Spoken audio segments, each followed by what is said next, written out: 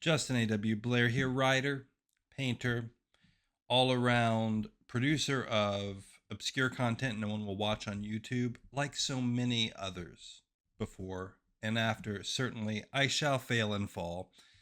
Why? Because I am bringing you a review of Castle Perilous by John deChancie. Why does this mean my YouTube channel will fail? Well, I looked up this author and reviews, thinking there'll be a smidgen, a few, a smattering, whatnot. Only one guy, some guy, reviewed kind of the first book, but really broadly the series. Out of the entirety of all the people, there's a lot of people in this world, you know that? It's billions. There's Chinamen, buckets of Chinamen, plenty of Chinamen, people from India, people in North America, just millions upon millions. Apparently, I'm one of the few, the brave, who are willing to delve into our past, our legacy.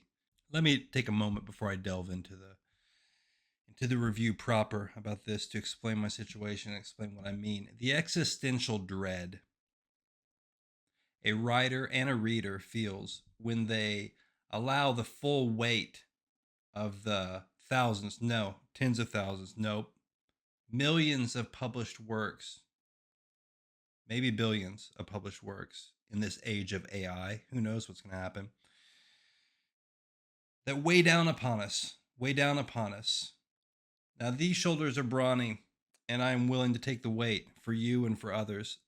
And what I mean by that is, as some of you will know, I recently went to a library sale and just purchased randomly a huge old stack of fantasy science fiction paperbacks from the 1980s. And I said to myself, I'm going to take these home. I'm going to delve into it, find some gems. What if there are lost gems that no one knows about in the realms of fantasy? Let me ask you a question. How many more YouTube videos do you want to watch? Titled something like this: when the fuck is Winds of Winter going to come out, bruh? 2025 update, 2026 update, 2018 update. When's the Winds of Winter coming out or whatnot? What does George R.R. Martin say about the Winds of Winter and such? What about like the Winds of Winter? Do you want to watch another video about that? Or do you want to come down here, go up here with me, ascend rather, to my level, and let's take a look at, as fantasy reader enjoyers, as fantasy enjoyers, as sci-fi buffs, as lovers of the written word, let's look at what has come before. Some of the rarer works, which perhaps are not as well known these days, not as well read. And I say to myself, I'm going to delve into the pool of pages. I'm going to see if I can find something to bring back out to you, like I'm fishing for gems. That's what I say. I think you get my drift.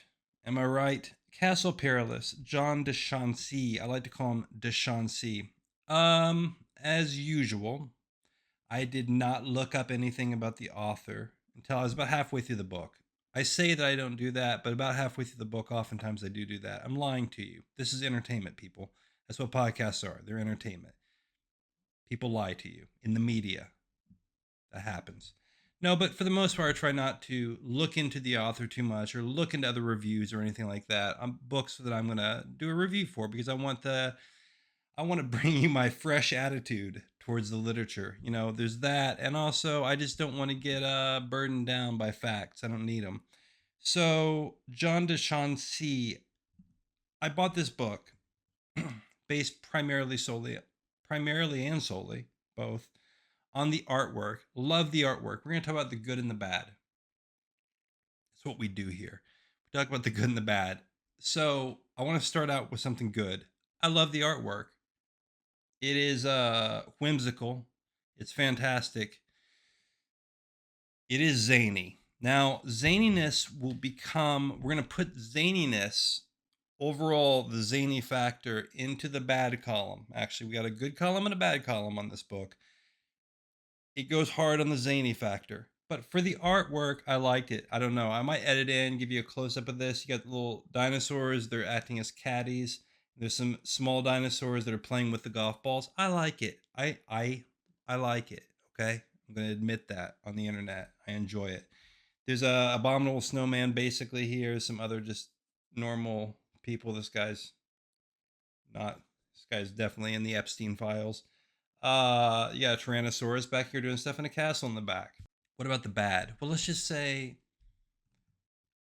the bad is the zaniness, because the zaniness persists far past the cover. And of course, one should probably know that given the cover. But more broadly speaking, look, this is humor fantasy. Okay? And I'm not a fan of humor fantasy as a subgenre of fantasy or a subgenre of humor. I'm not really sure. There's some sort of a Venn diagram there. If I had again an assistant of some sort, because I had lots of money from lots of subscriptions, then I would hire them and have a Venn diagram edited over the video, but I don't. It's just me here at 4 in the morning, bringing you my review of Castle Perilous by deChancie. Certainly a winning formula for a massive YouTube channel. Now, I'm not a fan of Terry Pratchett. Boom. Probably just lost half my listenership right there. Not a fan of the Pratchett. Tried it a few times. Don't really like it. This is kind of like an American version of Terry Pratchett. I think Terry Pratchett's probably a little more clever. This is American zaniness, American comedy. Now, let's back up a bit. And there are going to be spoilers because let's be perfectly honest, you're most likely not going to read this book. But if you do, bookmark my video, wait it out, go purchase the book, and come back later. Like so much of 80s fantasy, which we've discussed before, this is a portal fantasy. Portal. Okay? The characters come from the primary world, though in this case, a myriad of worlds, some not our own, like the abominable snowman guy here. His name's Snowclaw. Not super inventive in terms of the name. But they come into Castle Perilous via portals. In fact, Castle Perilous has 144,000 aspects and portals within it, apparently. A zany adventure. That's what happens. We get characters meeting up with one another, a little bit confused about where they're at, and it's a zany adventure. Now, here's one of the problems. Here's one of the problems with zany adventures. I'll tell you right now what one of the problems is.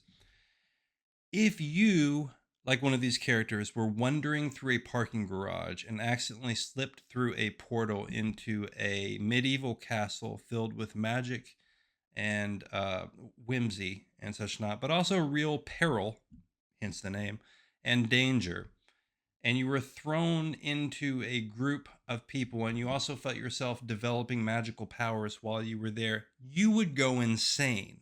You see, you would actually go insane. If your reality was split to that extent, you would go insane. That's what I think would happen. That's one of the problems with portal fantasy, is you bring people from the real world, quote unquote, and you put them in a fantasy world, and they all seem to, for the most part, accommodate themselves mentally to this world rather easily, such is the case here in Castle Perilous. Now, I'm going to say something good about this, though. I'm going to say something good about this aspect of Castle Perilous, which really doesn't come to fruition until the last few pages. And that is, there's actually a reason behind why many of these characters accommodate themselves so swiftly to this newfound world. And it is actually moving. It's a human moment, a realization, and it's really one of the saving graces of this book is the last couple of little chapters there. In fact, it's just a few paragraphs per character, but it's really very good. And I don't think I need to spoil that for you just in case you read this book, because it really is excellent and it helped explain a lot of things, and I will leave that mystery to you. Why do I not like humor fantasy? What am I, stuck up? What am I, some stick in the mud? A stick in the mud stuck up in the mud? Maybe. Is that what it is? Am I just dour? Am I just a dour grunge Gen X fantasy guy, like a Joe Abercrombie with skulls on my t-shirt and like a skull tattoo on my neck or something? I'm too hardcore to like humor? No, that's not the case. I think that many of you who know my channel know that I enjoy humor. All right. But again, I don't like reading it. I don't like reading humor. I don't know if anyone does. Has anyone ever actually bought a humor book and enjoyed it? I don't feel like people do that. I feel like it is a genre which fails. But this is a fantasy book with large humor elements. It's zany, okay? You got people flying out of walls and creatures and all this kind of stuff, and it's a mix mash and a mashup and this and that. Mashups. People loved that in the 2010s, didn't they? They loved their Jane Austen zombies and their Abraham Lincoln vampire gonna get you and all that kind of stuff. That's all dead. That's all dead and gone. But anyway, this is a bit of a mashup just in terms of humor, fantasy, but then also within the story itself. Many different creatures coming back and forth. All right. So you got like alien type creatures, and also you got your Sasquatch, your ice Sasquatch, and all that kind of stuff. And you got dinosaurs because dinosaurs are radical. And it's just a lot of stuff thrown at you. Now, the saving grace again of this book is short, 240 pages, less than 250. Chapters are punctuated. They move you through. You're going fast. There's a sword fight. It's a short sword fight. It's going to be 3 paragraphs. So you're moving. Good job on that. If this was 400 pages, I would not have read it. I simply would not have. I couldn't have dealt with it. It got difficult. I almost set it down actually, but I didn't. I persisted to bring you this wisdom. There's a lot of irreverent, jokey dialogue. Again, it's like these people. I guess, look, if you wanted to be magnanimous to the author and the plot and the characterization, you might say something like, the human characters engage in this irreverent dialogue as a coping mechanism, I suppose you could say. I'm trying to be really nice about this. It's just this kind of way of writing this guy has. And it's all the characters that are human, you know, the ice Yeti or whatever. I guess all Yetis are of the ice, are they not? I don't know. But yeah, I think all Yetis are ice loving creatures. Snowclaw, he's called. He's from a different world.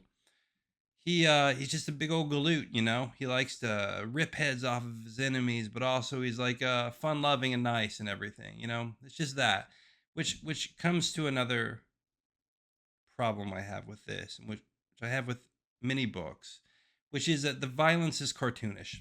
I think, and this is a personal preference, if you're going to put a lot of violence into a book, it's almost better to either do it right or to not do it at all. It's almost better to do the let's call it the phaser trick, the Star Trek phaser trick, which is the phaser's always on stun, right? Because there's just such a clash. There are two clashes here. There's a clash between the humor and then the kind of cartoonish violence where people stab each other and people get eaten by dinosaurs, and there's violence with axes and all that kind of stuff. There's also a clash between the tones depending on the POV, because our POV jumps back and forth through a bunch of different characters, which again does something good, which is to keep us moving through the book. But there is for some reason, I'm trying to avoid spoilers for you. I don't know. I guess after you read a book, you feel a little closer to it sometimes. If you just don't absolutely hate it. Like I read this, I had reservations. Now I feel kind of a slight affinity for it. I want to defend it to some degree. So, but there is a problem, which is that you have this very modern way of speaking and writing when we are with modern characters. And then you have another set of characters which are important to the story, but are not, we don't follow them quite as much. And they have a kind of high fantasy, but also just kind of faux medieval way of speaking. And there is a serious situation going on here, basically, because the castle, and this isn't a big spoiler because it's understood fairly soon, the castle is in essence a demon trapped into the form of a castle. But there's this clash between the tones doesn't really work for me that well. I mean, we get through it, so whatever. And I read the entire thing, so I guess it's not a deal breaker, as they say in business school. Another word to backtrack a little bit because it's 4 a.m, people. I'm forward tracking, backtracking. I'm off the cuff. That's how I like to bring the videos to you. There is an almost underlying optimistic sense to the fact that you can have a portal fantasy and not have all of the people descend into complete madness as the reality dissolves about them. There's something almost kind of hopeful and optimistic about that, that it's treated as an adventure. And I think that's something good about fantasy in a way, that the characters overcome, adapt their circumstances. That's about the best thing I can say about Portal Fantasy, which is something I've talked about a lot, which I'm not entirely into. And again, we contrast that if you haven't watched my other videos. We contrast Portal Fantasy, where characters come from a primary world, such as ours, into a secondary world. And they go back and forth. Usually they start in the primary world, they go into the secondary world, and at the end of the book, they find themselves back in the primary world. It's all a dream, man. That's one of the problems with it, though it's not usually treated actually as a dream. But I prefer fantasy where the secondary world is the secondary world. We are in it, we are with the characters, we are immersed in that.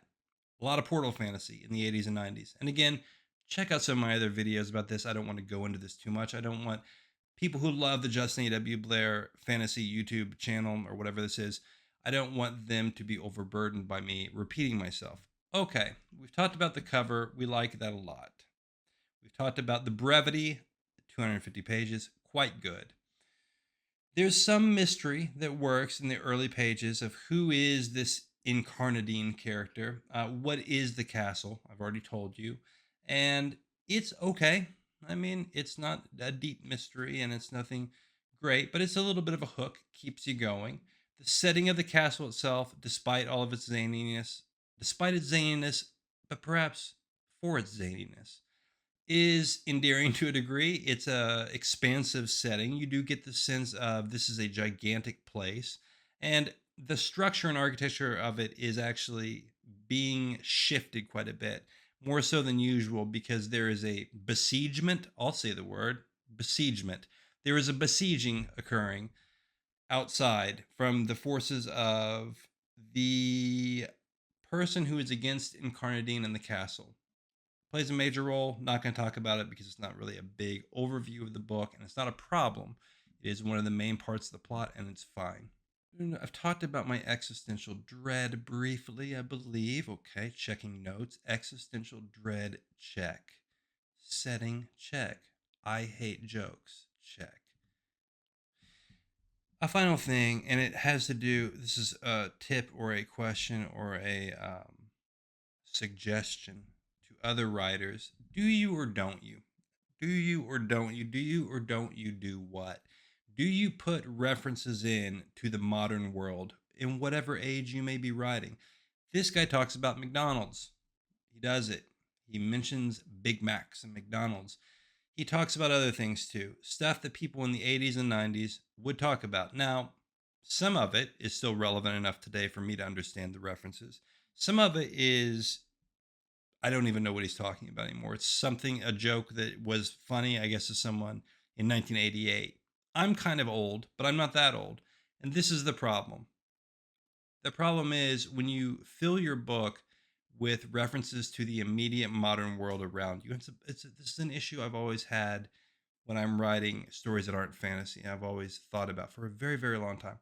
Should you put things which are going to age, obviously, because they are just the fleeting products and moments and pop culture detritus, which surely shall be swept away by time?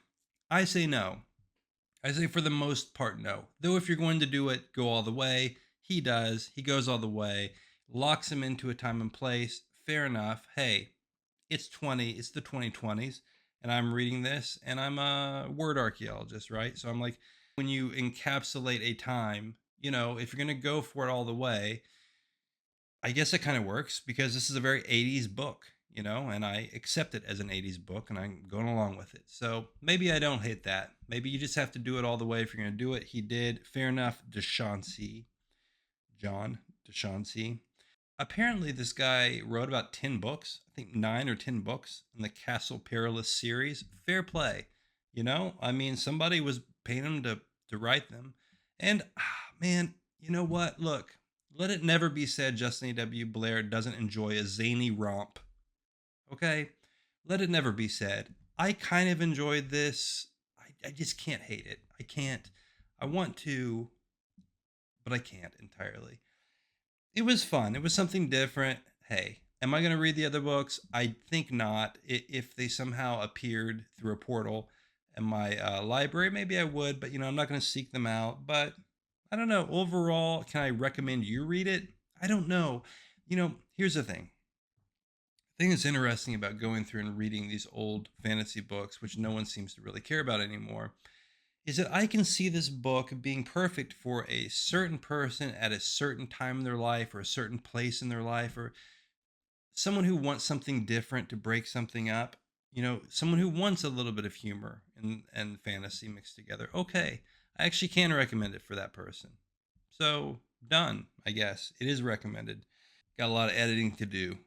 I've got a lot of editing to do because I have just gone off the chain here talking freestyle to you. But I hope you enjoy it. I think that'll be it. We have covered Castle Perilous and all the detail needed for you to make your decision about whether or not you should pick it up. And again, I would say, perchance, perchance, do. Anyway, Justin A.W. Blair, like and subscribe. Listen, listen, just listen. So many times you hear like and subscribe, comment, do all that kind of stuff. You hear it over and over again like a mantra. You've heard it 1,000 times, 10,000 times, maybe a million times. What I want you to do right now, instead of just letting that be something that you hear, I want you to take your little fingers and put them on the mouse or on your greasy little phone screen. I want you to hit that icon with the thumbs up on it, okay? Do that for me, would you? Because I'm here to bring you more 80s fantasy, and I'm going to do it. Get ready. Justin A.W. Blair, like and subscribe. See you next time.